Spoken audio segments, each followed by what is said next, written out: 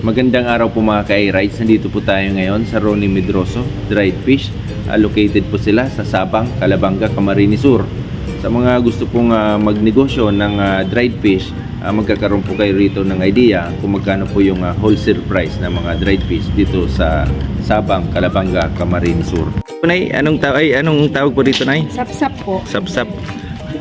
Nasa, Bali, ano yan, sir? magkano po ang wholesale niyan, ma'am, per kilo? 80 to 70 per kilo. 70 to 80 pesos ang per kilo. Opo. Ano yan, ma'am? Depende sa huli. Depende po sa laki. Depende rin po sa laki. Oo. Ito yung tinatawag ditong abo. Opo. Bali, magkano ang kilo dito, ma'am? 450 to 500 po. Sa ngayon po, 450 to 500 ang wholesale. Pero pag summer po, mababa siya. Pag summer, mababa. Opo. Kasi maraming supply. Ito naman po yung salay daw po, ito ang tawag dito, salay. Magkano naman dito, ma'am, per kilo? 150 po. 150 ang per kilo. Wholesale price na yan, ma'am. Iyo po. Wholesale price niya. Yung silag. Bulinaw na silag. Magkano naman po dito, ma'am? Magkano po? 800 ang kilo nito. 800. Po yan. Oo.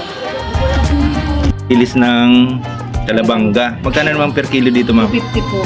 250 ang kilo. Nagbabago naman yan, depende po sa supply na, ma'am. Pag maliliit po, mas mura-mura. Pag medyo maliit, mas mura. Oo. Mga magkano ang kilo, ma'am?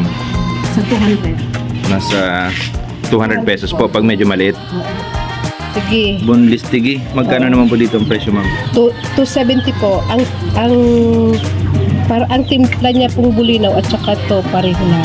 Yung digan po malat, mga ganyan. Oo. Pati itong danggit bicol. Ito yung danggit bicol. Dito naman sa danggit bicol, magkano naman po? 700 po. 700 ang kilo. Oo. Sa gusto po mag-inquire or umorder sa Ronnie Medroso Dried Fish, ito po yung CP number nila, 0981-019-3273. Maraming salamat po. Maraming salamat po, Ronnie Medroso Dried Fish.